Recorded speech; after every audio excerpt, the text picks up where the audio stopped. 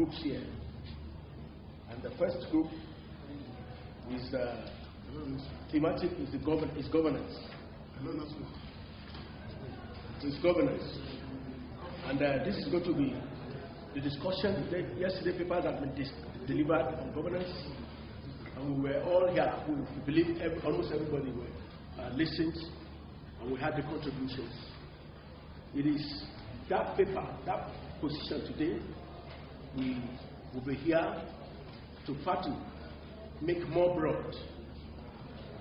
And if you have your views, maybe slightly different, we want to listen to you in forms of presentation.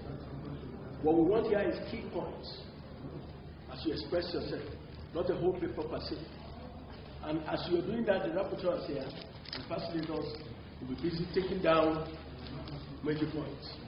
What we want to do is that, as panelists too, the panelists too will have, may have to summarize at instances, or rather check the House so that we will not be having repetitions, unnecessary repetitions. At the end, we want to come up with positions on governance as it pertains to the College of Education system in Nigeria.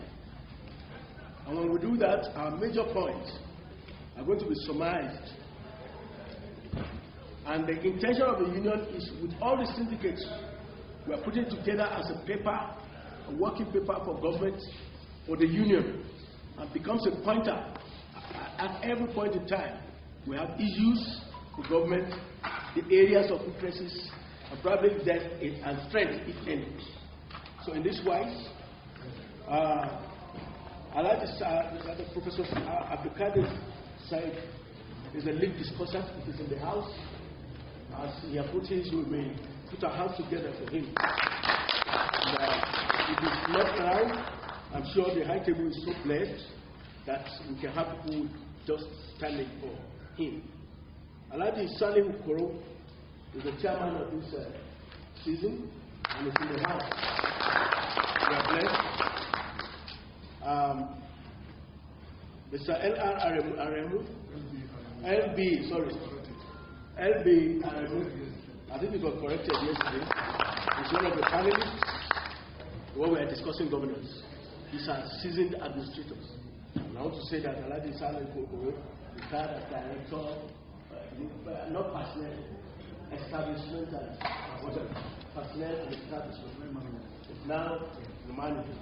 So can we put our hands together for them? We are so blessed. And the chairman committee of registrar is also one of the panelists. Is in the House. Yes. Places is in the House. Please rise and stand. Dr. Adamu Salihu, Dr. Hamad Salihu, our seasoned unionist, Baba Salihu, retired but not tired from FC Kano, one time an actual president of COEASU. Please put your hands together for him. Dr. Ibrahim Mosim Mabali, forgive me for the pronunciation. You are one of the panelists in this time of ASU. Is Mosim Mabali the correct pronunciation? Yes, sir, because I always want to pronounce Nigerian names like a Nigerian. Comrade Dandadi Sheila, is he in the House? Yes. Yes, one of the panelists. Gratefully too, he is the president, the national president of SUPER, Senior Staff Union of Colleges of Education in Nigeria. Now put our hands together. You can see the synergy in COEASU. You can see the synergy in Colleges of Education. If only we are united and we migrate like snakes of different brands, no one will stop us. And that is what is happening. Can we put our hands together for him? Comrade Tuti Karon, is it in the House? Yeah. Is he in the House? In the House. Okay, you are welcome, sir. This is a known face. Please put your hands together for him. He's the General Secretary of Deputy General Secretary of NASU, and I have several times marched with him on the field. I have several times slept with him in the trenches when the battle is hot. And he's a seasoned person too. And I know about governance. He knows about it. He knows where government has failed and where they have succeeded. Can we put our hands together again for Nasu? It is from Nasu that I learned that an evil done to one is an evil done to all. Your hands together again.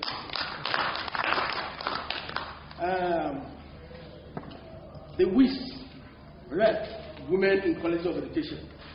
If they are in the house, they are also one of these panelists. Are they in the house? Is the representative in the house? If not, every woman in the house here is a WIS. And every man here is a mice.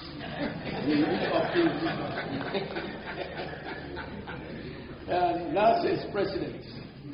He's also a panelist. Is in this house. Now, from the Olusegun Lana, he's using the communicate cluster developer and the chairman, College of Education, Elisha, and will be vice president of COEASU. Congratulations. Can we put our hands together? And Mrs. Esther Pambot, the facilitator, she's busy there facilitating how you will have to take things to bite. We thank you for this, and this session will be equally short.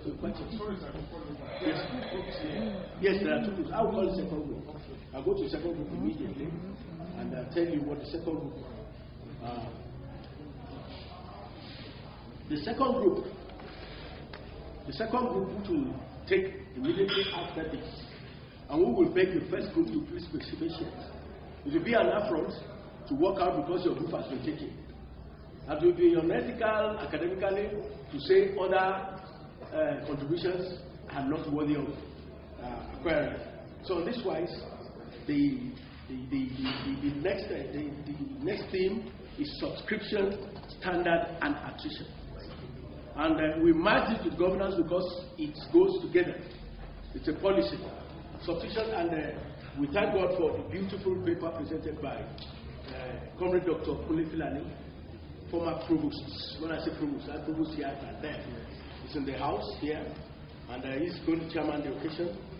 And he is Comrade Dr. Plenary. Can we put our hands together? We all knew what he did and all he said yesterday, and we can. The memory keeps lingering. The summary will be given at the beginning. Professor Umar Adam Fege will chairman the occasion. Is he in the house? If he's not in the house, let's clap for him in absentia. We'll soon around. Dr. Umar Adamu Kwame is a panelist in the house. Dr. Ademola W. Aziz. He is the provost of Federal College of Education, Federal College of Technical Education, and I'm sure he's in the house. I want to put our hands together. Of course, Comrade Leo Ewenyi is in the house. He's supposed to will soon arrive. I'm sure it's because we were confused about the NASU rep. NASU was already represented, and if NASU rep is in this house, maybe that's where you belong to. That will be the next session. Dr. Hassan Han Muhammad is also a panelist. Is he in the house? Okay, you are welcome, sir. Your paper comes up next after this. That is your group. But you are not barred from contributing to governance. It's all our problem.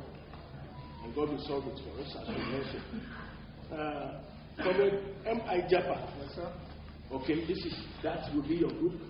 But you are also expected to be lively in this very first one. Comrade Agaben Tamu is the AGS of COEASU. He's busy outside doing registration. He's a facilitator. And Mrs. Ada Inusa. If she's in the house, can she please raise up her hand and let us clap for her? If she's not here, I'm sure she's there beside the meals. This we have for this session, and I'm sure we're going to be business-like. So we don't have to stress ourselves so much. We go straight to the point, make our contributions. The rapporteurs are there. I'm sure they are able hands. At the end, they will present to us cogent points, and we will be able to see what we have told government, and we should be able to follow up. And we are trusting God that this will not be a purposeless gathering. As we are doing this for humanity, God and the heavens are busy taking care of ours. Yes. We thank you. Your will, please begin.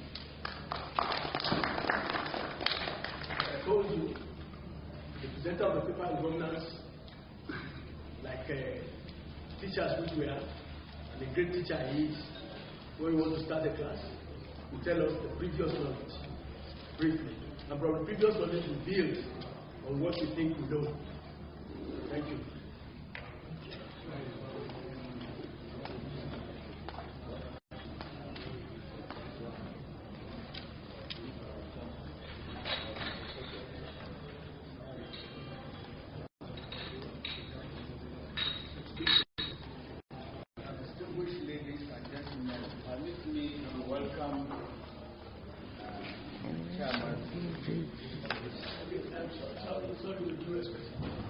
I'm sorry, I honestly omitted a very important personality in this house. He is Professor V.M. Friday. He's in this house. Please, can we put our hands together?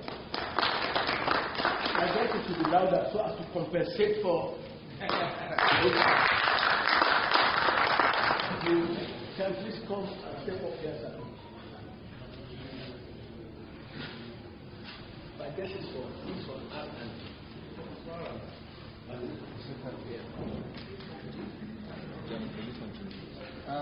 I would like to welcome Professor Peter Landa, father of Ncce, Colleges of Education, and other members of the high table. I hope you had a good night rest. This morning we are going to listen to Professor Chitima, who presented the paper yesterday, and he's going to go through the paper again properly for a robust discussion. There are challenges and emerging issues which all of you should be taking note for the discussion after the presentation. So, Professor, please go ahead. Thank you very much. Sorry. I present to you once again our father, and when somebody quickly realized that it's bigger than the father, he was immediately appropriately announced and recognized as the grandfather, the father of fathers. Is Professor P.N. Lassa, the father of Ncce.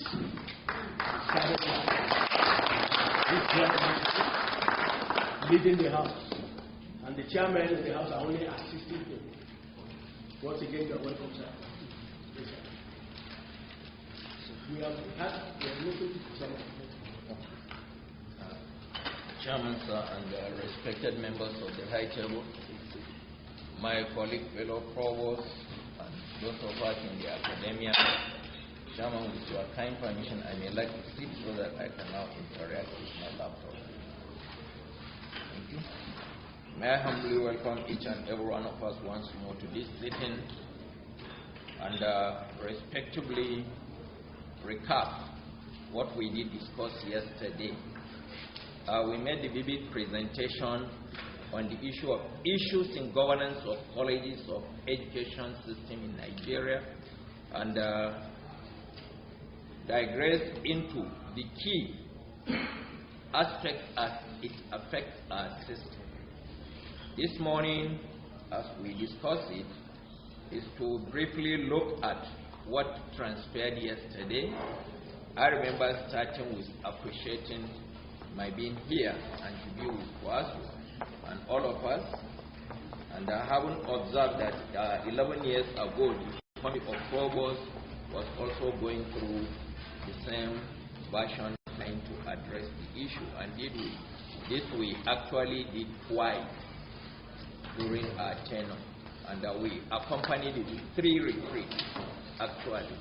I remember we were at Obudu, we were at Yankari, and we were in Ghana. Just for the same, we call it retreat at that time, but the issue remained the same. So it's not really a new thing, but that it's a continuous issue that keeps taking different forms to meet the emerging challenges. Now, I also remember highlighted, which was highlighted by so many of us, about the fact that our system is bedeviled by so much challenges that actually it requires putting our thinking caps to see how we address them as they come up today. Some of the issues we did so was that of inadequate funding. We talk about poor and dilapidated infrastructure in our institutions. We talk about lack of adequate teaching learning facilities. And as it affects the 21st century now, it's a different ball game, which we need to begin to look at. Industrial disharmony, we did discuss. Poor capacity building, we did discuss or presented. Poor ICT background, we did talk on that. Poor quality trained products and poor access, among others. So we highlighted that these, among others, were part of what we needed to look into. And it takes good governance in our college of education system to be able to address that. Of course, that is not conclusive per se in terms of the issue. Now, I did mention that the paper was structured into the introduction, which was what I briefly highlighted, and then the outline, which was the no-go area within the context of what was provided by COEASU. And thereafter, we look at some key facts as it should be, which I mentioned is well known to all of us, and after which we now started addressing the issue. And in the outline I mentioned that part of what was to be looked into is the National Commission for Colleges of Education, the Ncce, where we talk about the emerging issues in the role of the Ncce. We talk about Ncce and other regulatory agencies, what lessons for the College of Education system. We talk about appraisal of the appointment and responsibilities of the Ncce principal officer. Then we talk about identifying gaps, if any, in the colleges from Ncce relationship and suggesting ways to bridge them. Then regarding the outline for the colleges of education, we talk about appraisal of the appointment and responsibilities of the college principal officers and the governing council. We talk about promoting industrial harmony, management, staff, student relationships. We look at challenges faced by deans, directors, heads of departments, heads of units in the discharge of their responsibilities and the way forward. We also look at the issue of redefining the status and responsibilities of the academic board and the congregation. Then we look at staff welfare matters, refocusing contributory, that is specifically refocusing contributory pension scheme and other statutory welfare schemes for staff in colleges. After which I now come up to show the structure of major actors in the administration and management of the College of Education system, identifying the college in the center, and then indicating that we follow the system concept approach, where we see the system in the middle interacting with its environment. That's the College of Education interaction with the other variables. And of course, the variables included at the top, the Federal Ministry of Education. Then we talk about regulatory agency, the Ncce. We talk about the governing board, which is the peak of governance in our colleges. Then we talk about the college management, which runs the day-to-day affairs of the institution and is involved with also policy making as impromptu. Some of which we end up going back to the council to get final ratification. Then the academic board that deals with the academic matters of the institution. I gave this structure downward, starting with the visitor that turns out to be the Honorable Minister of Education. Then I talk about the governing council that is headed by chairman and council members, management, and the academic board. That gives the structure of governance in the College of Education system. So regarding the governance structure of the college, we mentioned that the Honorable Minister of Education, though not a member of the college, he serves as the link between government and the institution. Principally, he is the link between institutions and government directly. And He attends convocation ceremonies and directs 5-yearly visitations. And I'm sure this is something that is already around the corner. That is statutorily part of the ministerial activity.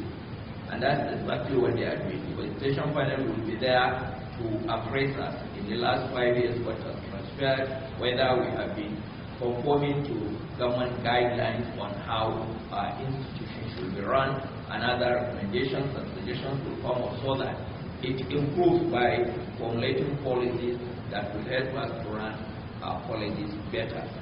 Then the governing council is the highest governance organ in our colleges, and it oversees the activities of the college.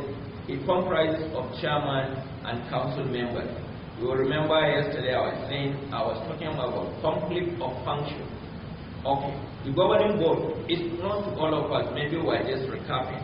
Okay, carries out the periodic appraisal of what the management has been doing and the direction of the institution in all aspects of its running per se, but it does not involve itself in the day-to-day affair of the institution. That is why one of the issues crops up. At times we get that interference as an issue that we really need to address. The management comprising of the principal officers, of course, headed by the provost, carry out the day-to-day administration of the institution. That is their prerogative responsibility, and they also do it within the limit. Then the academic board naturally involves itself with giving direction and managing the academic activities of the institution. So here again, if it is not streamlined, at times you get the management ending up delving into academic matters, okay, without really passing it to the academic board to do this job. Or you get an academic board sitting, suddenly members that may not demarcate between what is for management, what is for academic board, beginning to discuss all kinds of issues. And once those ones are streamlined, it becomes easier. As a management, as you see, you know what to discuss and say, pass this to the academic board for final position, because it's beyond their bounds. And the same applies to the academic board that will want management and act on certain issues that they know that are outside their bounds. These are also issues that we really need to look into. Then on the roles of the Ncce, this is more like highlighting on what you already also know.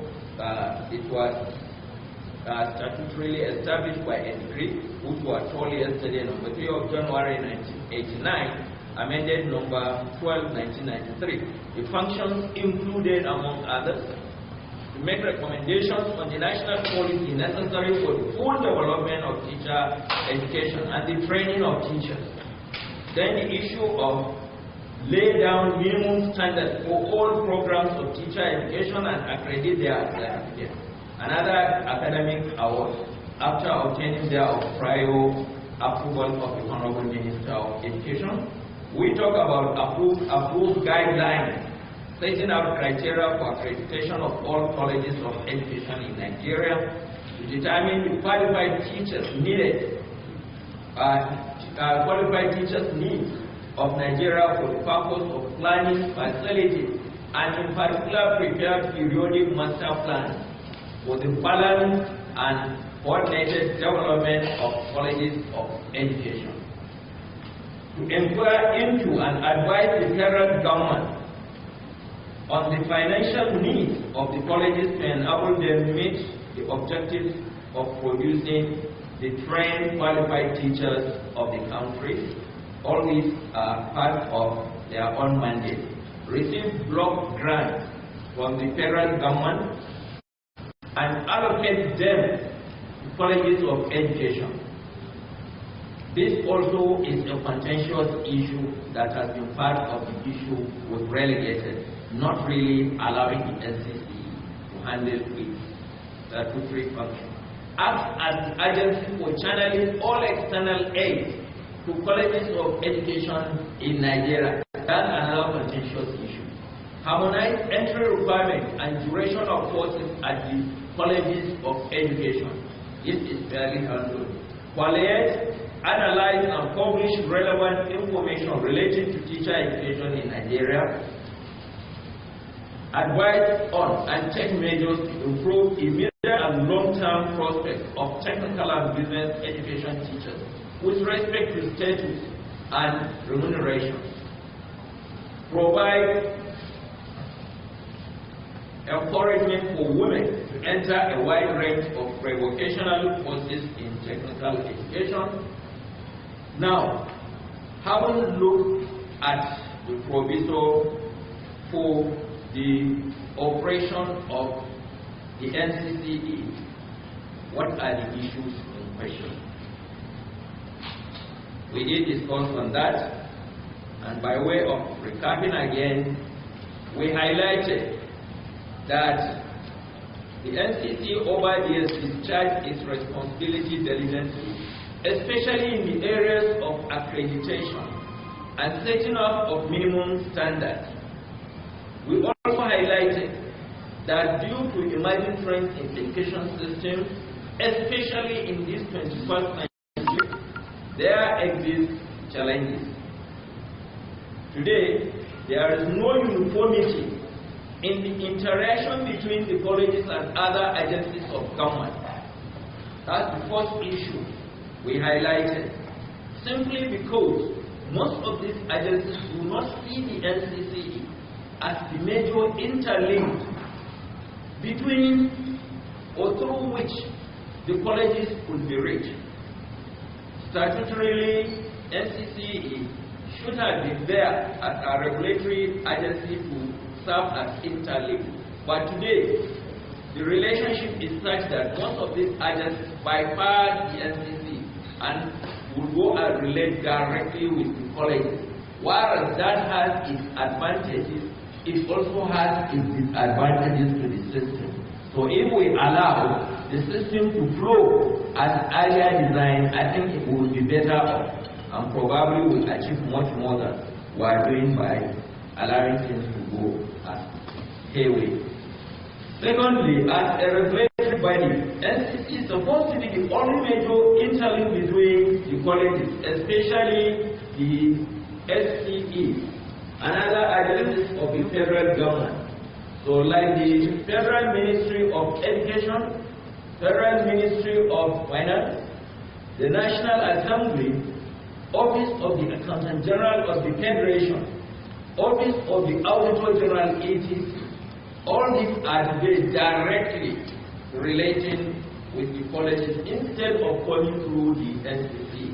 And from our little experience for those of us that have been there, so many times, believe you me, they will come with circular or whatever they think, we now write right back to the Ncce to seek for clearance on the position of the colleges of education. And it has helped a lot. You end up getting conflicting submissions. Because when they bring it and it affects the system in general. Whereas we in the colleges have our peculiar position. So by coming through our statutory organ here, the Ncce will have looked at the content and will restructure or reframe it to suit our needs before communicating to our colleges, so that thereafter we now comply and implement and best fit to our system. Without, however, colleges relate directly with these agencies in government, which of course put a lot of pressure on the colleges. This development also makes it difficult for the Ncce to have a first-hand information on what is happening in our colleges, thus making it difficult for the Commission to fully discharge its statutory, regulatory, and supervisory role. Okay, are you sure there is space?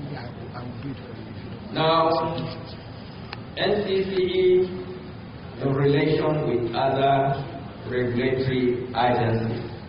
We discussed yesterday too that actually Ncce was part of what is referred as tertiary education sector of Nigeria. Now, the sector comprises of the colleges of education, the polytechnics, and the universities. We ended up therefore with 3 regulatory agencies. In the College of Education sector, we have the Ncce that is regulating us. The Polytechnics has the MBTE, National Board for Technical Education, that regulates them. And the universities has the Nuc, the National Universities Commission, that regulates them. So on that basis, therefore, how do they relate? What is the lesson to learn from there? Virtually, most of them perform their regulatory functions as is expected. The truth about it is, whereas some of them are also involved with some of the recent issues we are trying to discuss. Principally, when it comes to the issue of leadership, which was what we highlighted yesterday, it's like it has become a silent law that for you to head any of those places, you ought to have passed through the system, so that way you have a clearer understanding of the system, and therefore will be able to effectively and efficiently help in running it. And probably level of commitment will always also be there, because right from day one you have been part and parcel of it.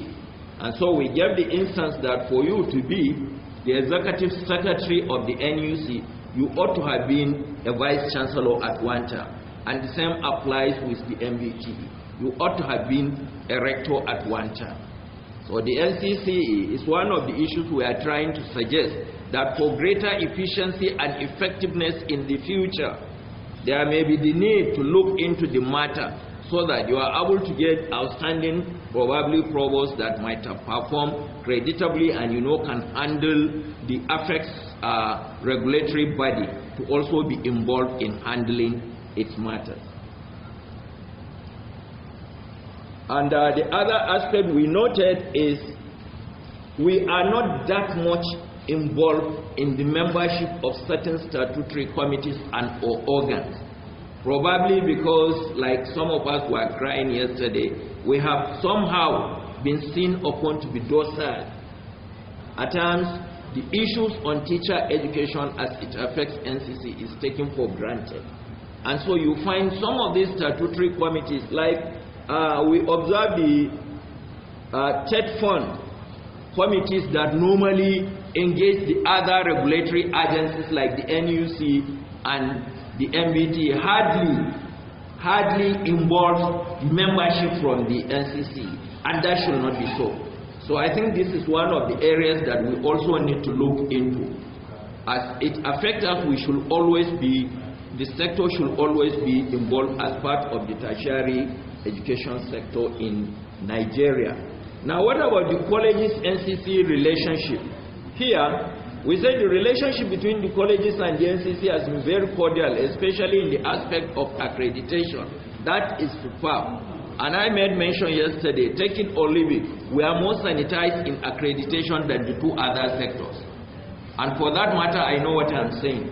Take it from me, it's the truth. However, Ncce has gradually lost some of its supervisory roles on the colleges, because most of these colleges operate independently in relating with other agencies, which we stated, and I don't have to go into that, but we gave an instance of, for instance, receiving block grants.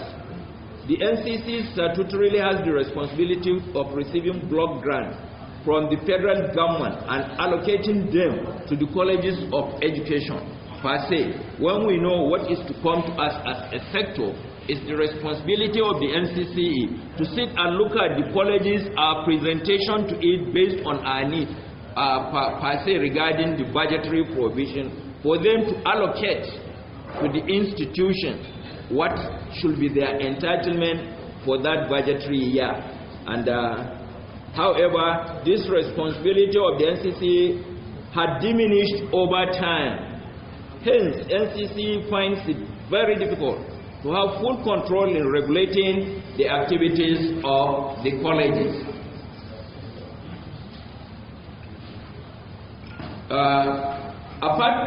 As part of the mandates of the Ncce, the Commission should intensify more efforts to source grants from international organizations for the colleges. That also is an area that we have been relatively a bit silent. I think it's an area that needs to be also focused on, so that we are able to get as much grants as we can to be able to effectively run our system. Minimum standards should be reviewed as at when due and must conform with the basic requirement of the universal basic education, which is our primary mandate.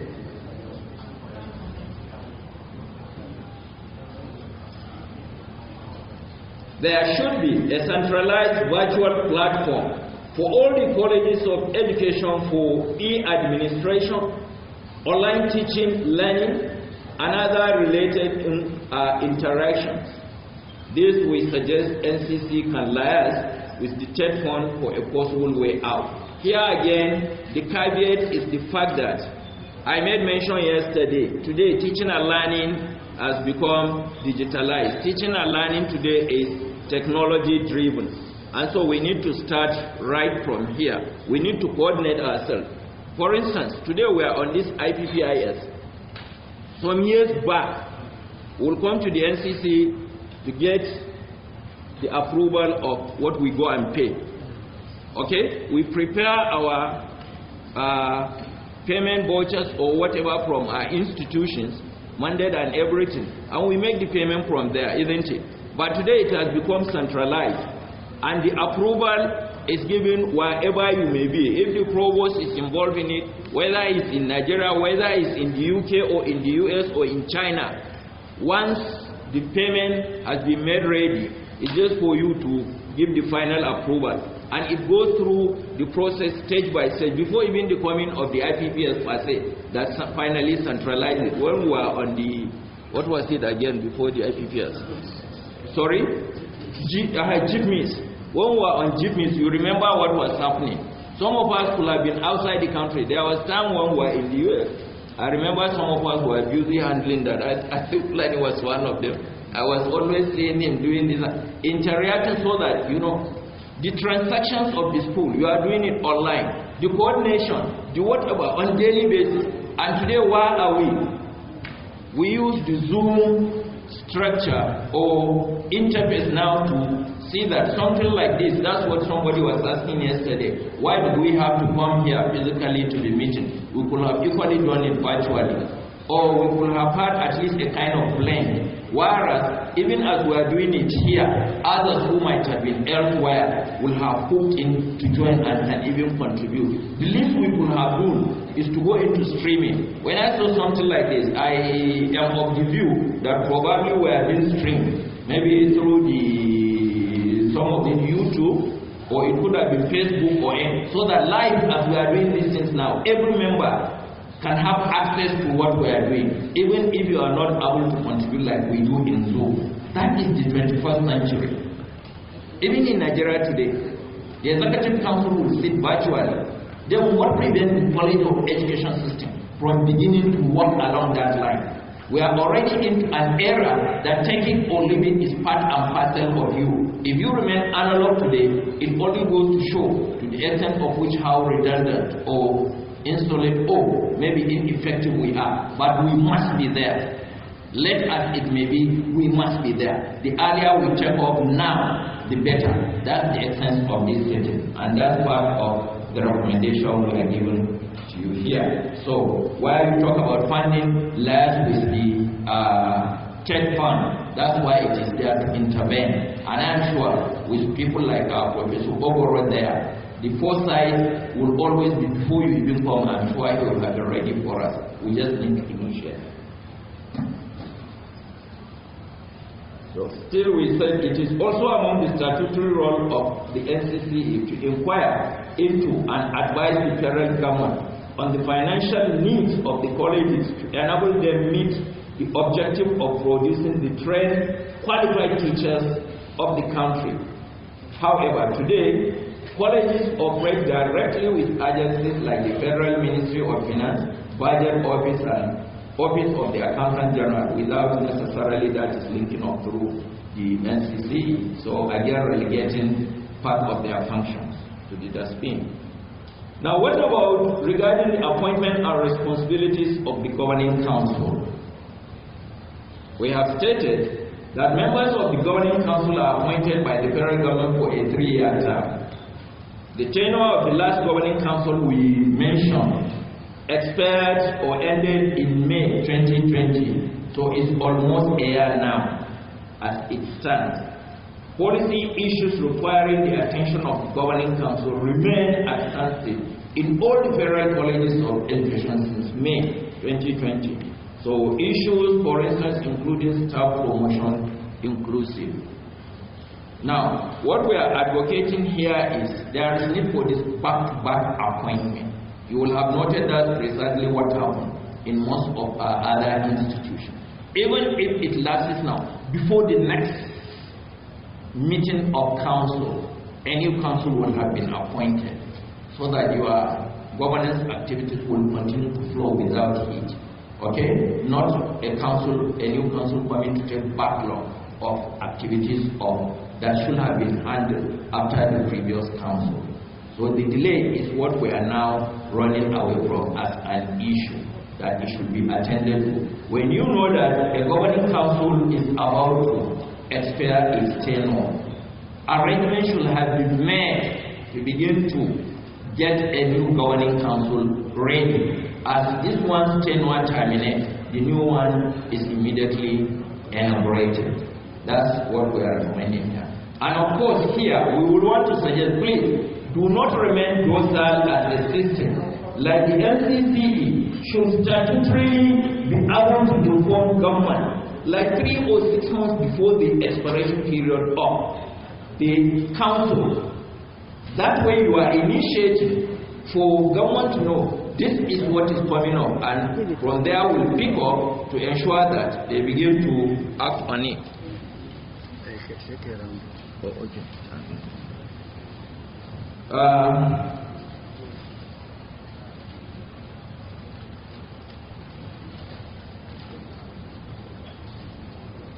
We are also advocating that the interference between council and management functions should be minimized or removed completely. Appointment and responsibilities of principal officers, we advocate looking at the current structure. We are advocating for a single 5-year term for the provost and other principal officers, like obtained in the other sister structures, that is at the university and the polytechnic. Provost and chief executive, so all roles of the institution centers condemned. I kept saying the success and failure of any institution rise on the neck of the provost and the chief executive.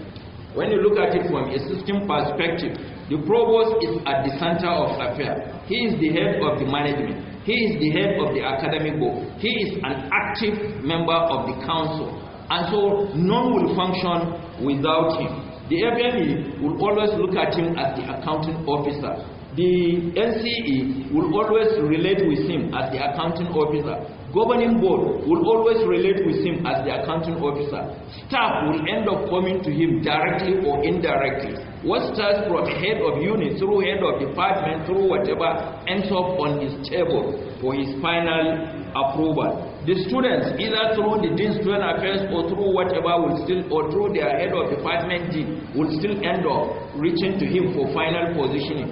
So does the community that keeps coming and going in terms of contract, in terms of support, in terms of admission, in terms of whatever, is still the provost that is at the center. If he is good, the system is good and the institution is buoyant.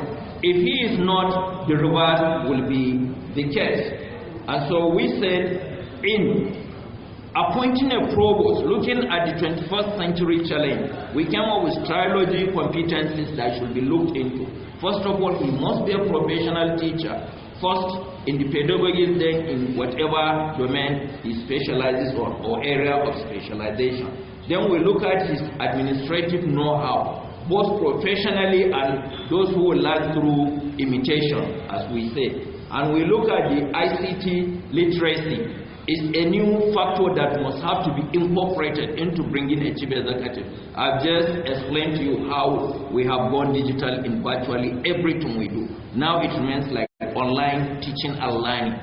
and things like that, which federal government has asked us to do. Not a single institution has been able to do that. But with a versatile, well-focused and foresight leader, institutional listening automatically get that. I take a position, even though time is not a friend. Fortiscom is here. We had an opportunity, myself and director of Okene, Dr. Abdullahi, to go to Singapore at one time. We were the only two that went and represented Nigeria at that time. All other Commonwealth countries were represented. We discussed on our educational system and structure. In the process, we really saw how buoyant we were. Our system was so good, better than the Singaporean educational structure. Much more better. Ghana finally came to present after us. The Ghanaians simply said, what can we present? Nigeria has already spoken. And it's the truth. Babatu, what we do is what they do, and probably till today. They are just waiting for us to come up with defined policies. Ghana will pick it. The irony is here it will fail because we lack the will to implement. In Ghana it succeeds because whatever they take, they follow it pragmatically with action and commitment, and it works for them. That's the irony. So, what happened? In Singapore, that was the time when issue of this interactive board came. We were at Nanyang Technological University. So I beg your pardon, it's very critical, some of these things I'm saying, for the benefit of those of us. We were in the Nanyang Technological University. Now, this university has had a lot of investment all over the world in their educational system. Why? Because they are going with what they call post-industrial education system. It's not even industrial like you get in the advanced country. They are more like doctors that will sit, analyze what is your problem, and will now prescribe for you the remedy. And so Europe and America and Asia were investing into their educational system because they stand to benefit most. They are the ones that will come to them as patients. They solve their problems. It was then that we saw what was called classroom of the future. I'm sure those of us that are here will remember what happened. I went with a camcorder and camcorded everything. I came with that as management, we look at it. That classroom of the future is the online classes we have today. At that time, it was at rudimentary stage of experimentation, R&D, that was discussed here yesterday. That is just it. Then, the interactive board that today we are using in all our schools, I stand to say probably Fortiscom was the first to bring interactive board into Nigeria. And I know what I'm saying. They also will remember here, we have to be using our buses to be carrying our interactive board and bringing it here to Hilton, Nikon, Muga. When we are interacting with the Nigerian Computer Society and Computer Registration Council of Nigeria, all of them will come, will have a national station, a summit like we are doing here. We are the ones that are bringing those things. And some of them professionals who are seeing them for the first time. It came from a college of education in Nigeria. It's our own pride, for goodness sake. So these are some of the issues that as leaders we need to look into well ahead to the future.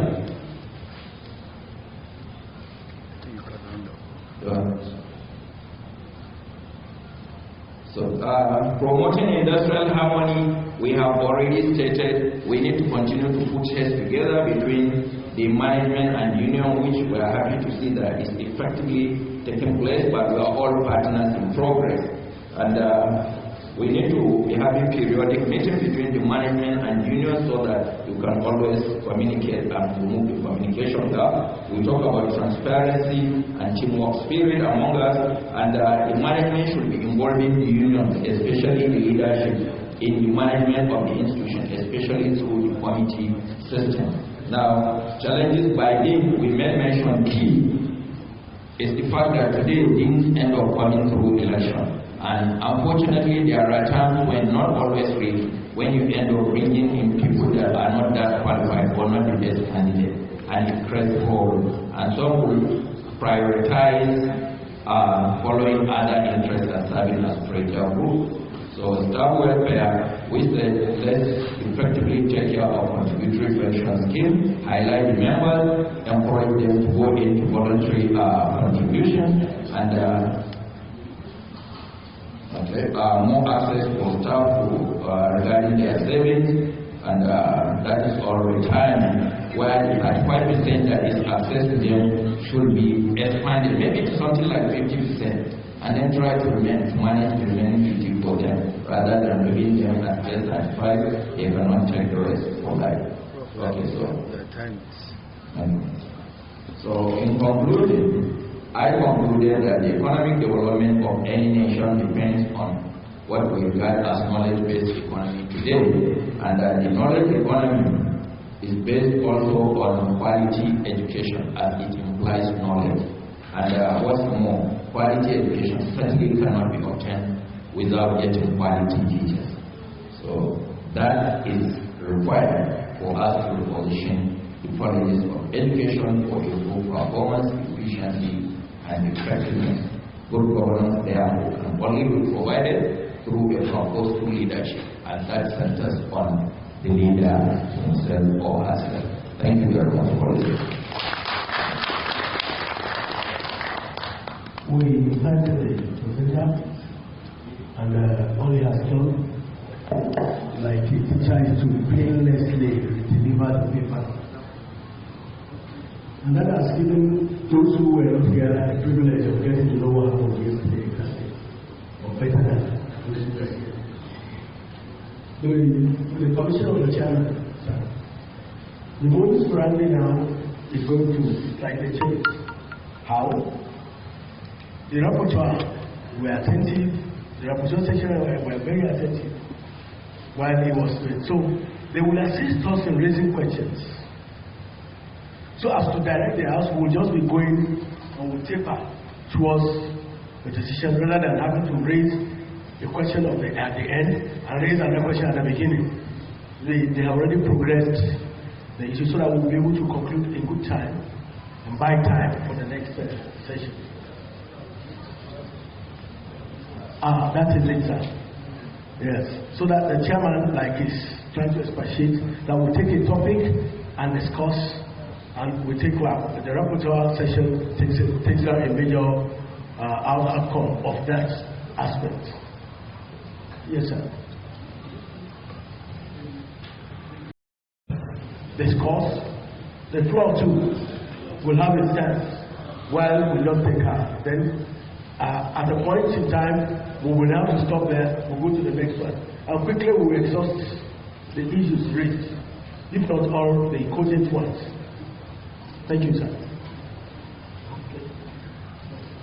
The chairman, our lead discussant, panelists, distinguished participants. So the discussion session has already been said by our chief rapporteur, our heritage former president, Ncce. We follow the segmentation of the paper. The lead speaker has helped us by outlining the discussion in a very logical manner, and we are going to follow that same pattern. The first topic is in relation to Ncce. So our question, when we raise this question, panelists will respond, and then it will be thrown open to the entire audience too.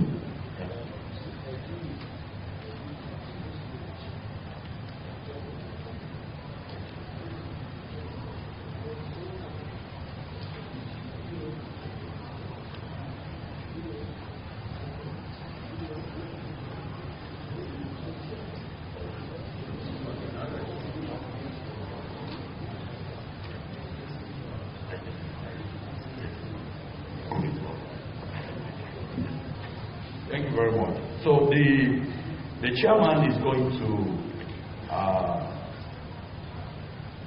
throw these questions to the panelists and open the floor for the discussion while we take the resolution.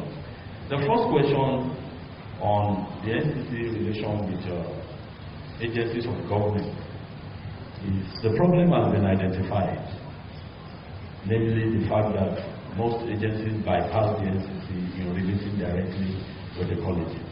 In what practical ways can we ameliorate this?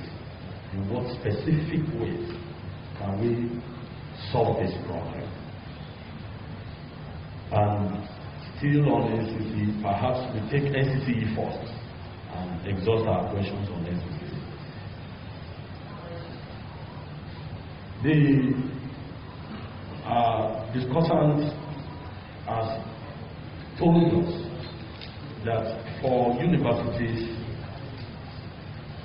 the National University Commission, the appointment of the principal officers of NUC is from former vice chancellor.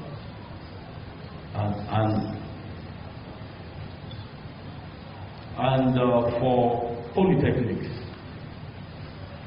MBT principal officers are drawn from former rectors of polytechnics.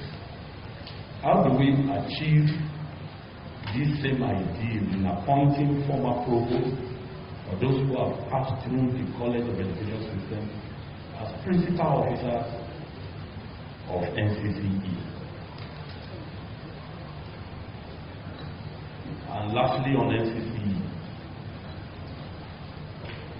what do we need to do specifically to ensure the compliance with the entrance procedure? From the discussion, it's obvious that our problem is the lack of rules. Our problem is the failure of compliance with the existing rules. What do we need to do specifically to ensure compliance with the rule that even disbursement of funds to colleges should be enveloped to SEC for the distribution to the students? Thank you. Those are the 3 questions on NCC. Distinguished ladies and gentlemen, we are going to move straight away, and we have agreed that we are going the sequence the rapporteur has. We'll begin with the role of Ncce.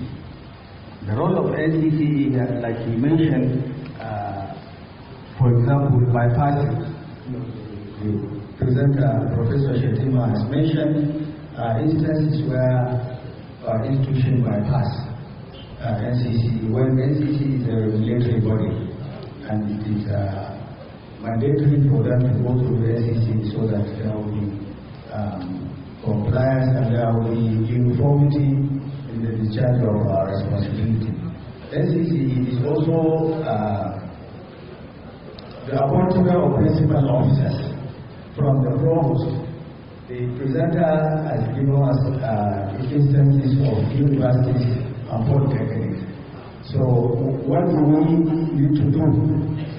There are issues in the appointment from the executive secretary and the principal officers. So there are issues and there are challenges. Those are the issues that we want you to address and suggest so that we will recommend the government. Then the issue of failure compliance. People don't comply. I don't know this issue of compliance. Is it the funding of colleges where we said Ncce support was the one receiving the grant for colleges of education to go? My father, Professor Lassa, is in a better position to guide the discussion on this funding and receiving grant by Ncce, which is the sole responsibility of Ncce, but it has not been done. It's not going on now. So we would like to hear from you, and then our father will also guide in this issue of receiving block grant for colleges of education. Why was it done before, and what happened that this thing stopped and the colleges continue on their own? So I think that those are some of the major critical challenges and issues that, the role of the Ncce we want you to contribute. So I'm going to open the floor now. The floor is open now for discussion. The high table will begin with the high table. Mr. Chairman.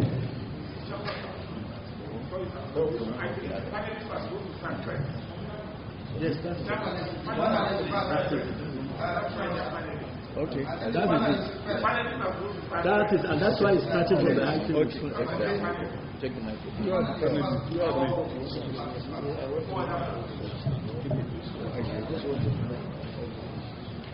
Please allow Professor to make his observation, please. This is an observation, please. Mr. Chairman, with all due respect, I wanted to make an observation. Actually, if I want to look at the governance structure in the colleges of education system, it is not the NCC that we are supposed to start with. We are supposed to start with the Federal Ministry of Education, because that is the first of the structure of governance in the college of education system. Then the councils. It is between the Federal Ministry of Education and the councils that will have the regulatory supervisory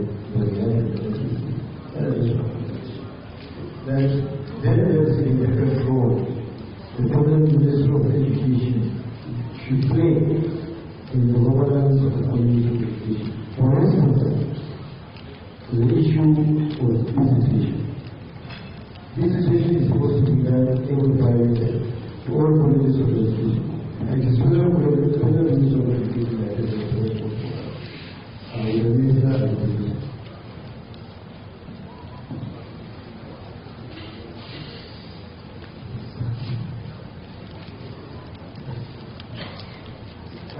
This observation is very critical. Very critical. We will take note of this observation. Thank you. Sure, Amon. Thank you very much. My name is Lawrence Babasudi Aremo. I am privileged to be in the midst of Guru, especially if you are sitting down with the person that brought you out of the dust, see you in your raw situation, and saw your potential evolution. And that person is not no person less than Professor P.N. Nasa. I want to use the opportunity to thank you for seeing something in me, giving the opportunity in 1989 to be one of your pioneer staff in this commission. Having said that, yes, there's a slide in the role of Ncce in supervising the college education. Like the lead presenter said, the ministry cannot be excused. That's why even as a civil servant, I'm not happy that the ministry is not here to listen to some of the things that are here. The ministry has been in the habit of when it is going on where they relate directly with the provost and the colleges, accepting letters and issuing orders to the colleges without the knowledge of Ncce. However, when things are getting worse, they refer that to Ncce. At the time, the National Commission for College Education wrote officially to the committee of the ministry that some of these administrative lapses will backfire. And the minister wrote back, this president wrote back and said, any letter, any issue must pass through Ncce. However, this is just on paper. The officials in the Ministry of Education still take the light I'm sorry, as our colleagues, the provost, they take the light in sidetracking Ncce and going directly. However, when there is crisis, they run to the Executive Secretary to solve this problem. This is not giving us a good position in the ministry or any other place. Let me tell you, when we started Ncce was the main focus. No provost, no college can approach anybody without the Executive Secretary's input.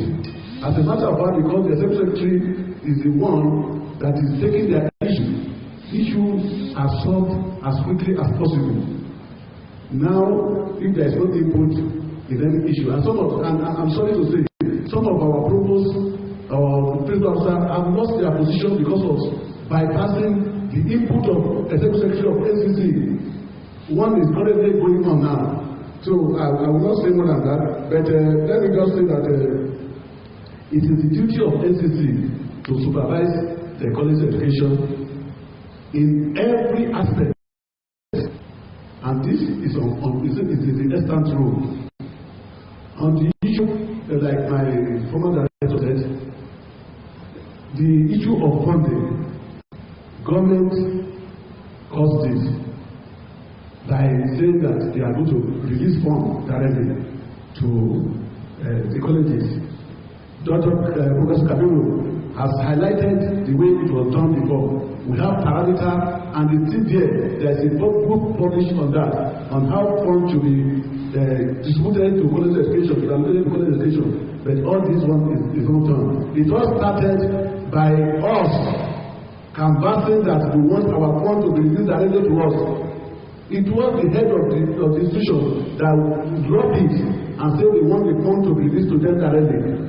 But the negative effect of this is that as time goes on, they were reduced to envelope. The money is no more following. So there is need for us to have a concerted effort. If we are pushing test fund, and none of us go to test fund, with one voice, I believe they will listen to us. The one that is hanging in the test fund will be released as quickly as possible. So I believe that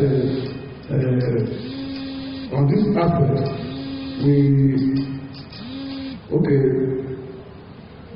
complies with the rule, where it is one of the things that Ncce is doing now with the union and stakeholders, that we have come up with a draft of the enabling acts, or the review of the enabling acts. In the last 8th assembly, it reached the 3rd reading. Unfortunately, it was not passed into law. So we are still on it. As a matter of fact, it's part of what we discussed in the office on Monday in our meeting, that there is need for us to follow up. The Federal Ministry of Education has advised us that we should move away of presenting as an executive bill, so that the minister will send it once again, so that this law can be passed. This issue of appointment of provost that was mentioned, 5 years tenure, principal officers, all of them 5 years tenure, they are included. These conditions are included in the review law. And as a matter of fact, this presenter was talking about having international partnership to generate funds, because we need money in the system. Like Professor Lassa was saying yesterday, that chief executives don't need to sit down on their table. They don't need to deal with fights. It is not their duty. Yes, it is their duty that they should be able to delegate some of these duties so that they can function them well outside. If you don't go outside, you cannot get money. Strictly, the executive secretary needs to go out. I happen to work closely with Professor Lassa as the dancing officer in Lagos. I want to give kudos to him. It's not that he's here, I keep on saying it. Even in the night, we'll be going up and down. In Lagos, as dangerous as Lagos, trying to make contact with people. By the time it is daybreak, we will get our letter expressly. Funds are being released. Some of the funds that were hanging, there was a time about 70 million was hanging, that was pledged to college education. Professor Lassa flew in around 6 o'clock. By 10 o'clock in the morning, the Accountant General gave us the leeway. The matter of fact, the Accountant General was not supposed to attend to anything that they were going to for the Supreme Unity Council meeting. But the institution self, very friendly, he went into the office and said, I am frustrated. The man said, come. And before I knew it, I was staying outside. He just came out and I then go. See the letter. So we need to do something to be down to earth in this area. Because I don't want to get a heart of children again. One of the things that is, we are talking of governance, economization. Let me digress a little bit. We should avoid what we call in psychology, king or queen syndrome. Our pros are here. You are part and parcel of us before you are appointed as provost. There is nothing for you to hide from your people. I am saying this to the truth. Some of the provosts, Dr. Peter is here. Some of there was problem in Abuja before he came in. But because of the style of leadership, he was able to stabilize Abeokuta. Iyela was in Okene. Because of the type of leadership he was able to stabilize Okene. We should avoid king syndrome. A king, once he appoints the throne, he wants to step on the people that elected him. We will not see ourselves as bigger than the people. I'm sorry I'm digressing. Because this one leads to crisis in college education. I've done a research on crisis management in college education, which I published on my blog. One of the problems of this king syndrome, we want to do it this way, and most of them, small boys that have connection with the top, where you can get something for the college, will not tell you because they are far away from you. Just be rest my case until then I'll give you another chance. Thank you very much.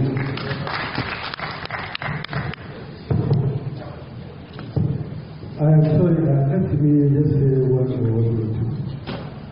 I think the president of the paper has done a very good job. But you should take this thing very, very seriously. The governance of these institutions.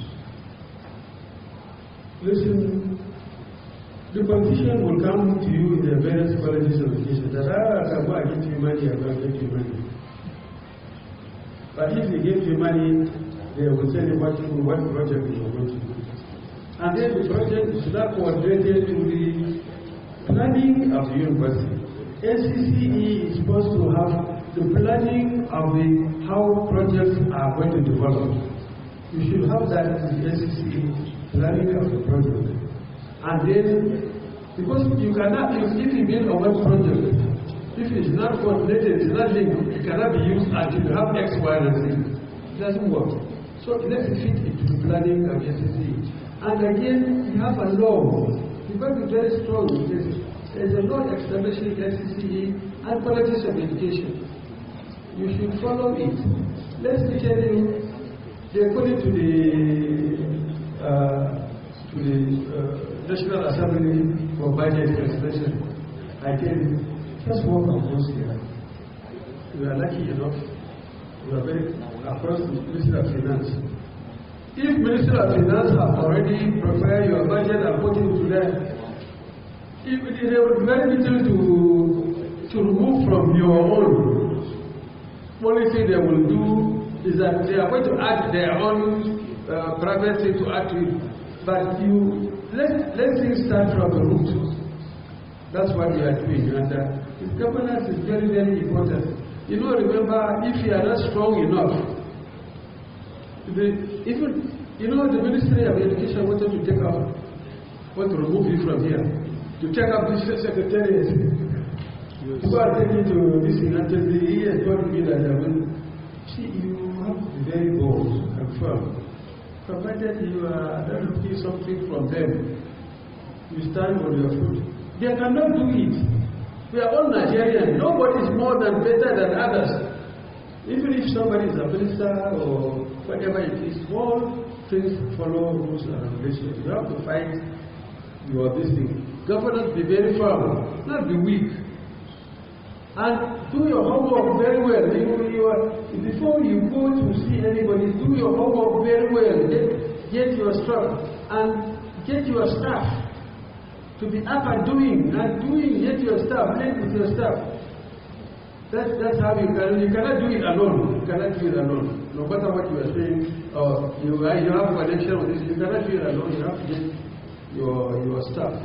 Please take governance. Your image is very, very important. If you are not very strong and firm, the governance the council are appointed. Yes, council will give guidelines. But council cannot just bring a paper to you and you will just sit down as a provost and then be dealing with it. You as provost with your staff prepare the papers that board will discuss. They don't generate anything, but I don't want to give you my own experience when I started. When the chairman will bring his own paper, I bring my own paper. When they finish, I don't want to take. I will not listen. I will not take his one. And then for 9 months, nothing is happening. When I started this project, until we always see head of state together. No, you see, this is decided. You see, it must be very with the chairman, and we have to go and see the head of state. Even the minister couldn't resolve the issue. But when you have your facts, and it was decided in our favor. So these are things you have to be very firm, do your homework. Your image establish Ncce, because even if you retire, your benefit will still be there. You want your patient to be paid. So don't think because you are there today, tomorrow you will not need the Ncce or your colleges of education. Provost should be very firm. Go carry your staff along and do your homework very well. Okay? Do your homework very well. Okay? Because your image is a star. You don't think that if I tell you, as of today, I am better a provost of college of education to become a vice chancellor. I was deputy vice chancellor in early 80s. It's not there. You are a provost of college of education better than the vice chancellor. I can tell you. So you have to do your homework very well and do it. Please do your homework and be very firm. You have mentioned all the topics that are there, but don't succumb yourself to the Ministry of Education. One director, one will write me a letter where this contract has been in colleges of education for 20 centuries, that please will you be approving to him. When I say he must take out to the Ministry of Education, he has to come and apologize. No, you see, you take your life very well. Please. This is our life. This is our life. You see, I'm a product of Ncce.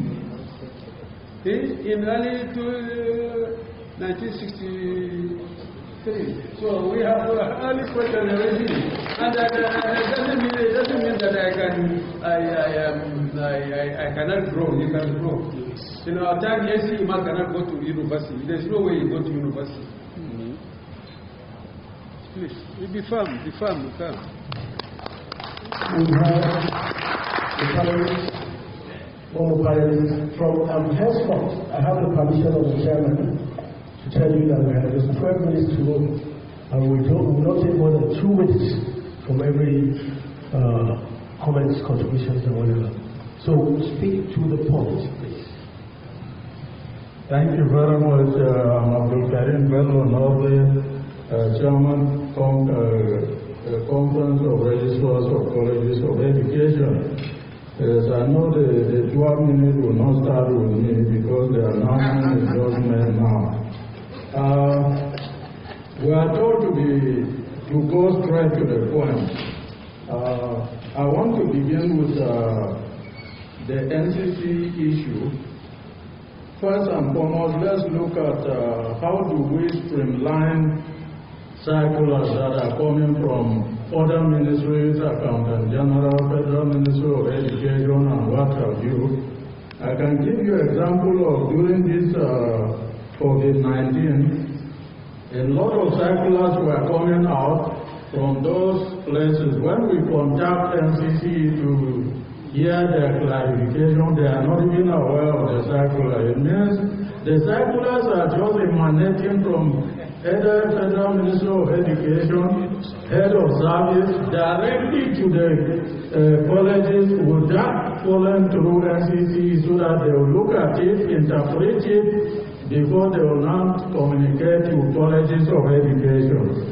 I want to believe that the edit or the law that is establishing Ncce that is being processed, that aspect will form part of that law. That is one practical aspect we can solve that. Equally, we find out that the issue of usurping powers of Ncce, colleges of education go through a lot of recruitment processes. We go through a lot of recruitment processes. You write to Federal Ministry of Education, you go to Head of Service, you go to Accountant General, and let me tell you one simple experience. When they were to give me a waiver of 53 people, what they did was they first gave me an envelope containing more than 20-something names. And they asked me to collect that one. When I collected, I opened. Then they said, oh, can you people not do it? If you will not do it, the letter of whoever is with them, they will not even give it to me. So the next thing is you have to say, yes, we are going to do it. And that is just one area, head of service. Another one, accountant general. Another one, federal character. Another one, Federal Ministry of Education. Another one, National Assembly. All these ones, if you want to recruit, I remember there was one college that would not even recruit looking at the number of ministries and other intervenient variables that were looking at that recruitment. They have to even stop it completely. If it was through Ncce, I think this process will be streamlined, minimized to the best of the academic requirements or academic needs of our colleges. This one is also supposed to be part of the law that we are supposed to present before the National Assembly for amendment. And we said is that even the law that is supposed to be presented is supposed to have views of all stakeholders in colleges of education, subsector. But up to now, some of these committees of registrars, committees of bursars, committee of librarians are not even aware of what is happening. So even the law itself, if it does not have internal democracy, inclusiveness, it will also have problems along the line.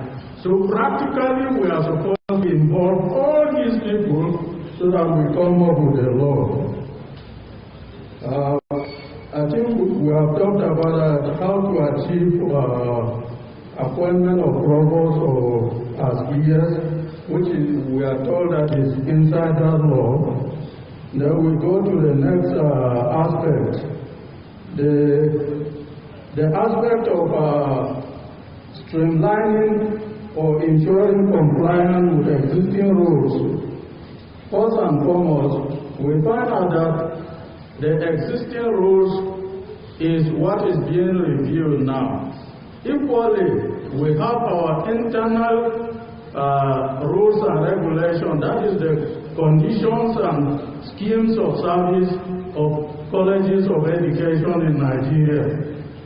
That one is also supposed to be reviewed because there are many aspects. We that we are implementing those rules, we have come across a lot of issues that you will feel difficult to interpret. Since we were told yesterday that we should understand our rules in colleges of education, in governance. For instance, the academic are supposed to rise to provostship.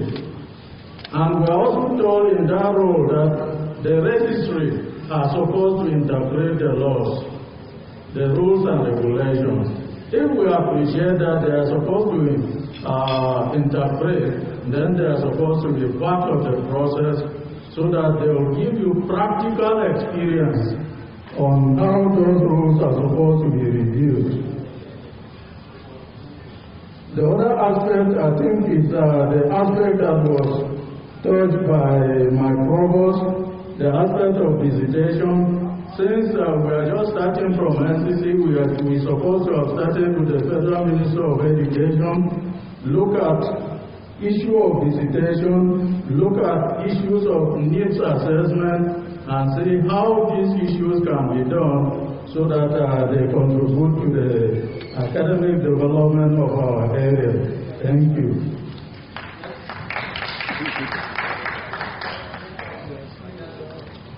Thank you very much. Let me take from this side, Prof, then I come back here. Okay. Please, I'm sorry, with due respect.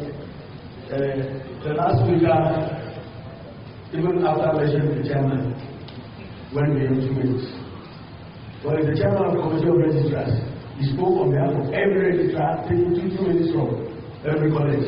I spoke for a very long time. I'm sure that we will respect the chairman, not me, I'm just the chairman of the respected yes, all my years. I stick to the 2 months. Actually, I want to shed more light, particularly on the issue of politics. I mean, going around Ncce in the discharge of this function. The first thing to consider are the laws establishing both National Commission and Political Police Education and the laws establishing the police. Based on the laws establishing the police, there are provisions where circulars directives can come directly from the Ministry of Education to the police. At the same time, there are provisions where some circulars have to go through the supervisory body in Ncce. So, definitely, if we want to streamline that, we have to look into the rules that establishes the two organs. In fact, all the bodies of education, the bodies of education, each one has its own law establishing the body. So there are not two bodies of education that are sharing the same law. So, the Federal Ministry of Education has a statutory responsibility to directly deal with each of the 21 federal bodies of education. So if we want to address that, you have to go through the law that establishes. And the other issue is that of the governing councils and their roles and the affect of police education. Actually, it is the responsibility of the visitor, which in this case the Minister of Education, to constitute governing councils for all the police of education. There is no provision whatsoever that links the constitution of governing councils with either Ncce or government education in the country. Another issue is that of the relationship between the different supervisory bodies, that is Ncce, Ncce, and NBT in the case of police education given by the Council of Parents. Actually, there is also provision for some periodic meetings between the three supervisory bodies. I don't know whether it is actually appointed or not, but the provision is there for NBT, Ncce, and Ncce to come together and stimulate the supervisory activities of all tertiary education in the country. And there is in the pipeline which a number of speakers have made mention of the National Board for Teacher Education. You know, there is a law trying to repeal the previous law establishing National Commission for Police Education and to replace it with National Teacher Education Commission. Yes, so that one has gone a long way. And most of the things that we're talking about in terms of the role the supervisory body of Ncce is supposed to play are contained in that law. And finally, I want to say that purpose of policies of education do pass through Ncce for most, or if not all, of our activities. Yesterday I had information on the issue of budget. We sent our budget to Ncce, and Ncce usually lead us. In fact, the Executive Secretary of Ncce leads all the purpose to present our budget to the National Assembly.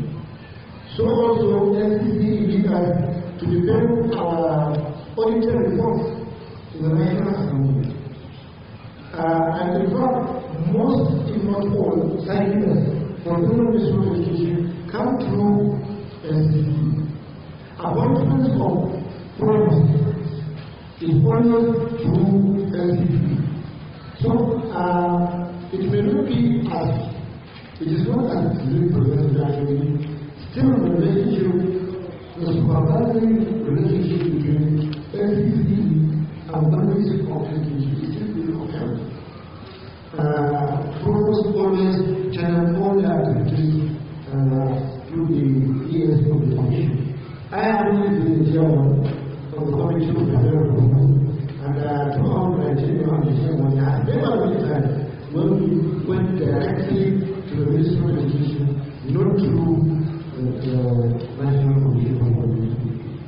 So that is the area I want to hear. And but Mr. Chairman, if you allow me, I would like to talk about this issue of soliciting grants from the international body in order to sustain foreign policy and policy education, which I think is open. Grants of us to seek grants, all we need to do is to come out with proposals. These grants are usually competitive. You have to compete for the grants. If you write a very good proposal of very clear objectives, how you are going to achieve it, secondly, you are able to secure some of these grants. I'm happy to say that my colleagues, we are working on that, and we are trying to secure some of these grants. Thank you very much. Mr. Chairman, I would like you to shed light on, because you are the Chairman Committee of Federal Republic, I would like you to address the issue of this block grant, the status quo. What is your position? What is your opinion come out from the presentation of Professor Shatima? Previously, Ncce received block grant for colleges of education and developed a parameter which Professor Kabiru still has been presented yesterday. What is your position as provost of our colleges? Would you like the status quo to remain or clear the air on this issue of block grant and Ncce because they are different? What is your position as provost? We want to hear from you are the chairman. When you speak, you are speaking for. Actually, Mr. Chairman, the situation right now is not very far away from what it used to be in terms of block grant education. The only difference is that in the budget process, all bodies of education will propose their budgets on capital. And then that same budget proposal to Ncce. Ncce will now collect all the budgetary allocations of the funding and all it to the accounting general office to the Ministry of Finance, because of the individual submission of monies, if finally the budget got approved, each college will receive what was approved through the National Commission for Colleges. Instead of what used to be obtained, that the entire money is going to be got with the Ncce, and the individual colleges will be sponsoring the money from Ncce. This time around, individual colleges will all send their proposal through Ncce, a consolidated proposal, which will eventually be approved. After approval, then the allocation is not going to remain with the individual colleges. I don't know when the situation changed, but the issue is that at a certain point there were complaints from that particular system, and because of those complaints, the new system was taken. My opinion is that if currently there are issues and there are also complaints, the same system can be visited. We can visit it. More especially what we, the colleges, used to see, especially as the national government, it is not transformed. In fact, it is not even supposed to be called the country. How would the quality of education be receiving some behavior of 3 years, 6 years, as a country? Even this year, when there are some improvements, I don't think there is any political education that is more than 100,000. But how about release? They are very important with. Because federal minister of defense is not releasing. And then they release at the expression. They will release money according to the expression. And when each of the proposed program and campaign for the release of the fund, actually it's very problem. Because you get the Ministry of Finance, they approve it and go to the National Assembly. Okay? And then they will call you, National Assembly want to call you because they want your support because of campaign. Go and defend it, they are very important. So you go and defend it. But nobody has a federal minister of Finance, they are very difficult to act. Apart from their money, they will act. Now, it's approved. And by the release in the federal minister of Finance, there is a question of the federal minister of Finance. And there is a question. And then now, how do you know if the individual purpose going to follow for the release of his own fund, or is the Ncce now going to follow for each individual fund? That's where the issue is that coming in the government is talking about. Yes, the situation actually there will be no need to any development of capital development. The only problem of the politics have been concerned is the non-release of the capital development, which has improved actually to 7%. Last year, all politics received something close to 90% of their annual capital. That is 2020. 2019, all politics received almost 60 to 65% of their annual capital.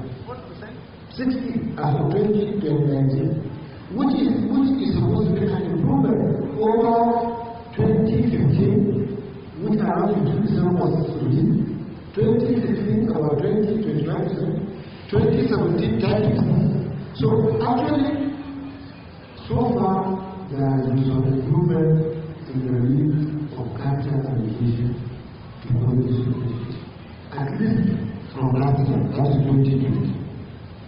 And then the reason why I said there will not be need for any drama. Once capital is released, it is released across the board. All political communications receive their capital release at the same time. And all military, not the administrators, receive their capital release at the same time. So also they are overhead. The overhead accounts are used for all institutions. Political situation in particular at the same time. Yes, the only thing is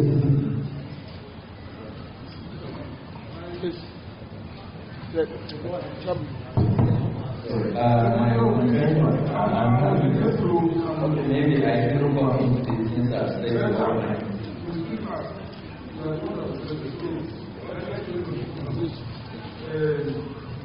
I don't want to treat funding and projects being warehouse and being disposed. You see, we must put everything into context. You see, because it was during my period as provost that these things changed. So I know what caused it and I know the implications. You see, let us be honest with ourselves, it's a stakeholders meeting. If you warehouse money to Ncce, if you don't have somebody with a fair mind, sometimes some colleges get more than the others. Get more than the others by favoritism. And indeed, anyway, we have bursars, we have all structures in our colleges that can calculate budget and recommend to Ncce. They will bring it to Ncce, they sit together, and they now work it together before sending it to the ministry. It's like we are collecting IPPS now. Bursars, we still work in your colleges, but the money is disbursed from the federal government. So, The colleges cannot say they don't have input. Ncce cannot say they don't have input into budget in colleges of education because they are still the leading defender, both at National Assembly and the Federal Ministry of Education. But the workings are internalized by the colleges. And when the money is being sent, a provost will take responsibility. There should be some measure of responsibility and trust. Let them warehouse it in their own college and let them disburse it as they should disburse it, rather than facing some of these issues of the halo effect that may come from whoever is leading Ncce at a particular point in time. The second thing is about project and physical development. At a point, they were also warehousing money for such. But later, we discovered that it's the same size fit-all method that the physical planning department was using. So if I want to build a house of 20 million in Kano, you go to Bayelsa and you are recommending such houses for Bayelsa with different topography.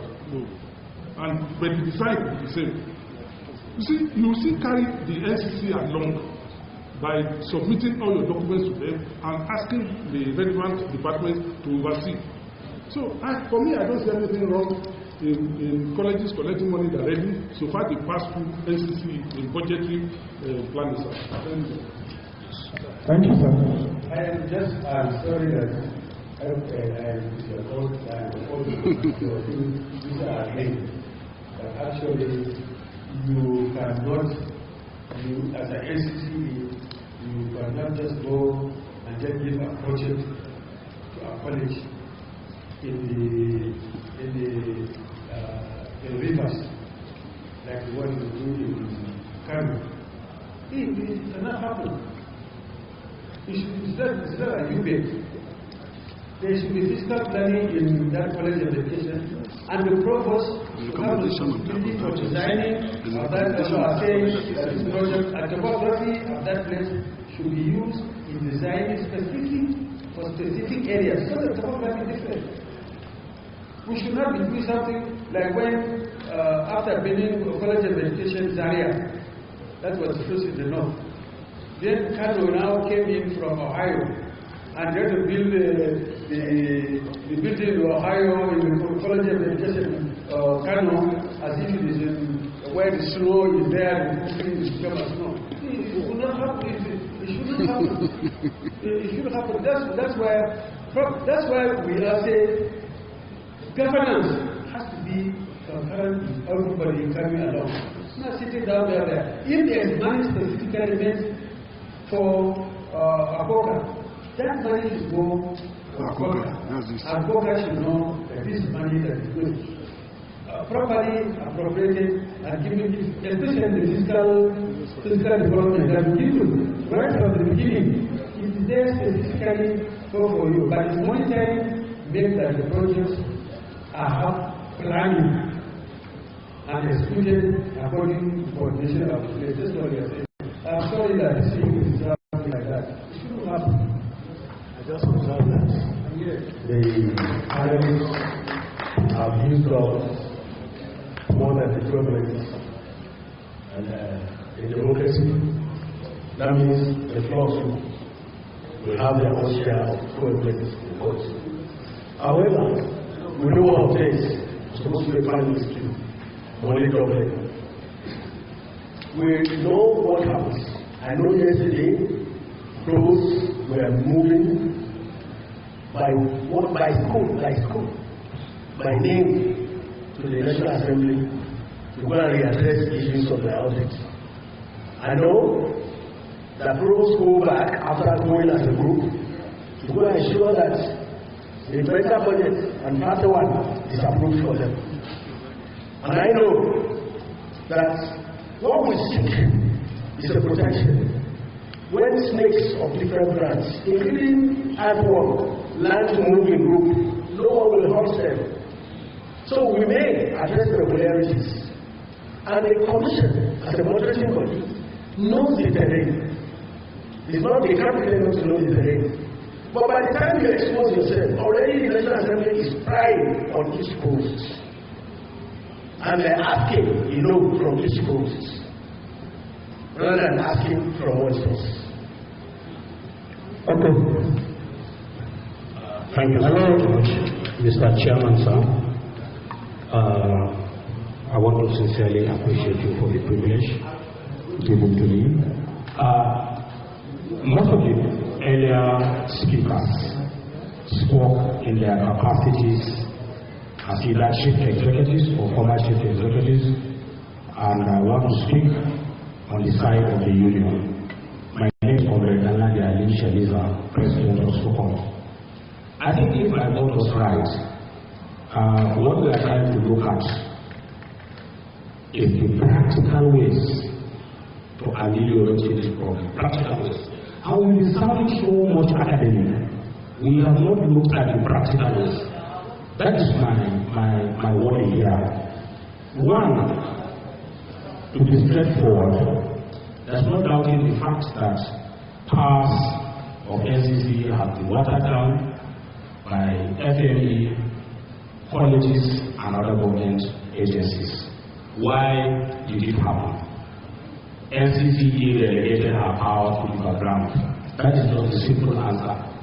They were not assertive. Ncce used to be very, very assertive in those days. Gradually, the powers began to water down. Why?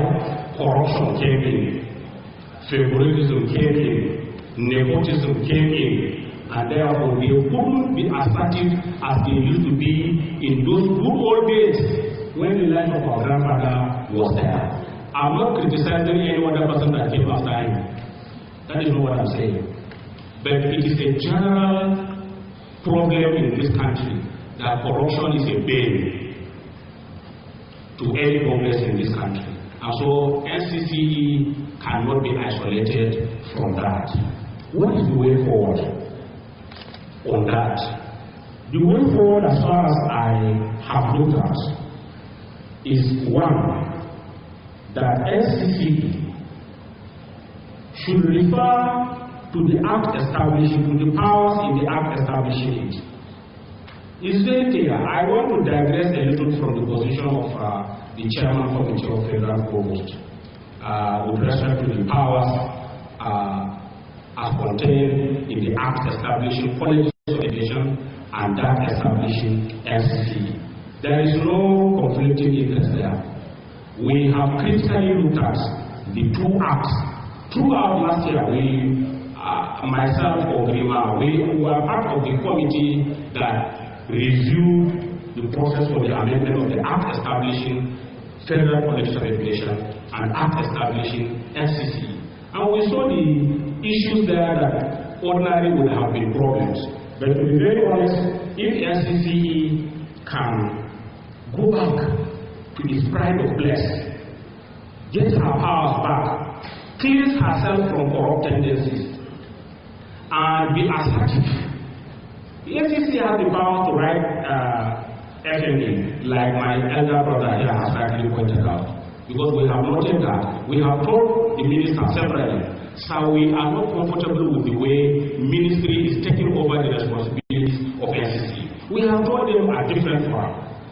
And so there is need for us as political stakeholders in colleges of education. Because gradually, they may want to tell us that even our condition of service must be approved by ministry, must be recommended and approved by ministry and head of service. But the act establishing Ncce has given them the power for regular review of schemes and conditions of service of staff of colleges of education. They will only send it to the head of civil service of the Federation for a ratification. That's all.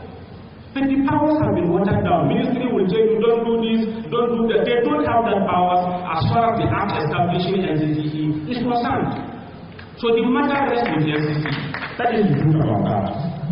Two, the issue of appointment of ES to be from Ncce. Professor, the presenter, I want to sincerely appreciate you. You are able to say that because you were in the and you saw that before you ran away from the university. I'm sorry, sir. You saw that before you ran away from the university for a better condition of service. And that is why we are clamoring that condition of service for colleges of education have to be improved. Otherwise, we wouldn't have run away from it. And I want to appreciate you most sincerely for helping us in this struggle. There was a time in the stakeholders meeting, he was there.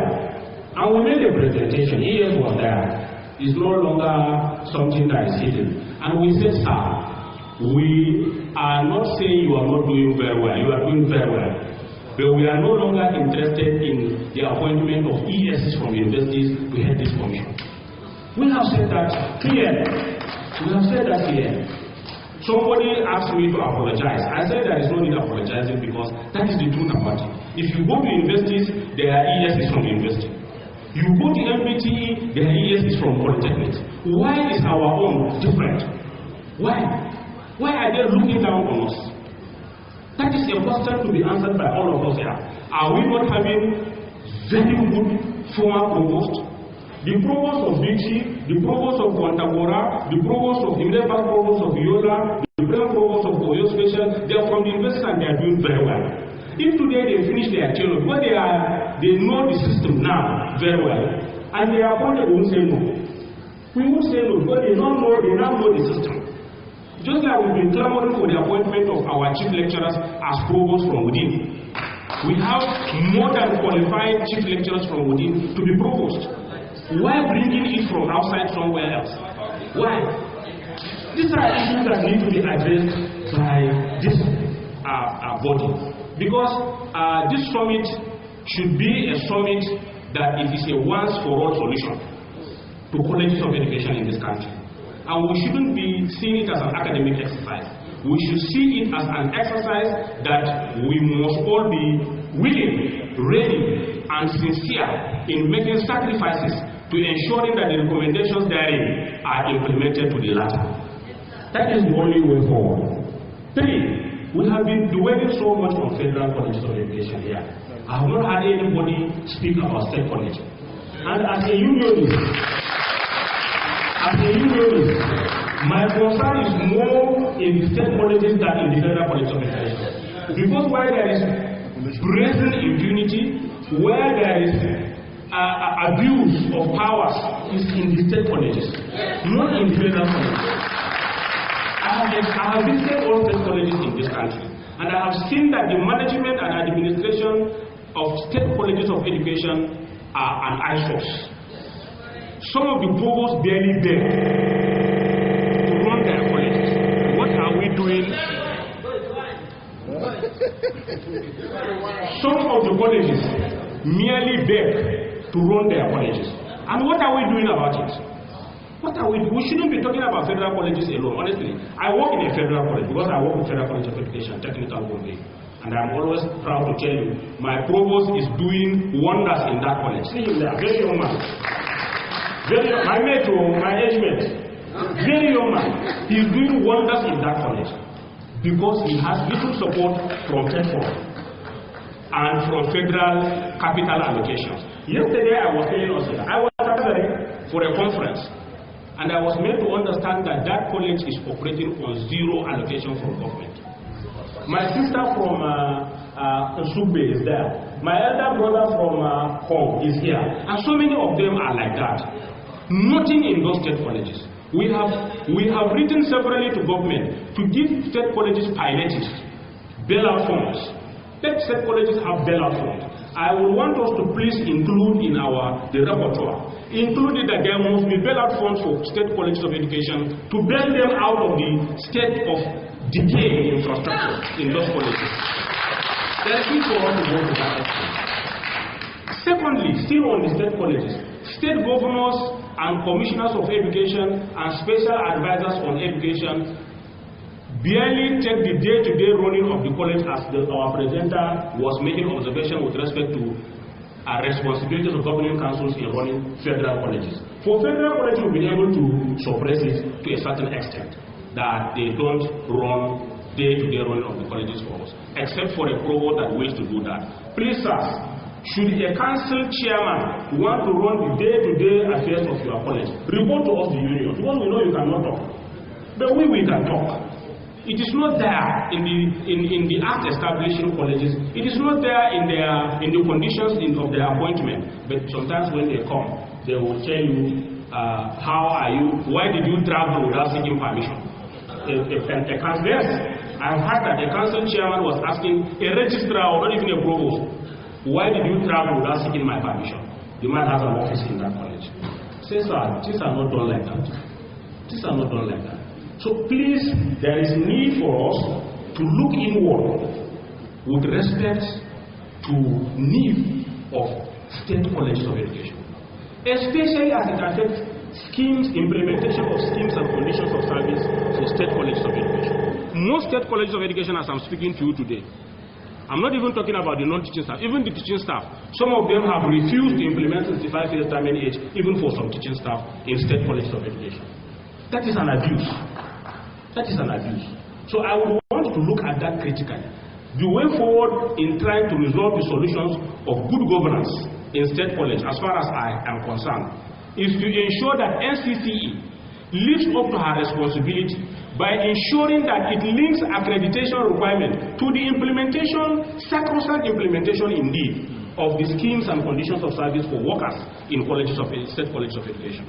If we tie accreditation to the implementation of the schemes and conditions of service, especially in state college of education, and let it be all colleges, I want to assure you that 60% of the problems we are having in state college of education would have been solved. Would have been solved. Because no governor will want his college to fail accreditation in the name of non-implementation of condition or scheme of service. And so we should do that. The Ncce has the clear mandate to regulate, supervise, approve, recommend, that's the word they use in their act, all programs and conditions of service for colleges of education. It didn't say state or federal. Go and look at that act. The act didn't say state or federal. For colleges of education, private, state, and federal owned. And therefore, sir, we want to call on Ncce. Let it be a point that sacrosanct implementation, not just implementation, of the schemes and conditions of service should be linked to accreditation. After all, accreditation is no longer program-based. It is now institutional-based. And as such, it should be like that. Channel of communications should be streamlined as a solution. Good. The last one I want to talk about is the review of the amendment of the Act establishing Ncce. Good. To capture all these observed lapses, especially by the chairman committee of provost, and to review this envelope policy. You know, the presenter and our father was talking, even the chairman was talking about the block grant. The implication of block grant on all of us seated here is that as we speak with you today, IPPIS has told us there is an envelope for sabbatical. So if they give an envelope to my brother here in Adeyemi or in Akoka, an envelope of 5 persons for sabbatical, and the college requires 10 specialists to come for sabbatical, the college cannot because of that envelope. So the issue of the envelope should be looked into with respect to sabbatical appointments for our colleagues. Thank you very much. Thank you very much. I know there are no persons except there are oppressibles. In one of the colleges in the Southwest, a senior lecturer from a university was appointed a provost. And I called on the Congress and said, you are false. In the university, a senior lecturer may not, standard university may not be able to head a department. You will have to act. Or you are coming here to head a whole college of education, a degree awarded one for that matter. Is it not an aberration? But there are no oppressors where there are no oppressibles. Who are the oppressibles? Me and you. Because we have portrayed ourselves like that. All of us have been there. Where? The university. All of us have read. Many of us have PhD. And yet we provide ourselves to be oppressed. So it is. We are not saying until you come from the university, you now last as a provost. That's when you can become an ES. The president of COEASU told the minister, in company of our, and he said, what we want next is a provost from among the retired or seasoned provost, is an ES from among the retired or seasoned provosts of colleges of education who were at one time chief lecturers and as well paid as a professor. If you want to man your university, go there, remain there, man your university system, which you are well versed, and you know about the terrain. Our terrain is different. You must be qualified, a qualified teacher in the first instance before you become a lecturer. In the university, you may not be a qualified teacher. You may just have a first class, or sometimes second class upper, and you become a lecturer. In the college of education, it's not possible. Thank you.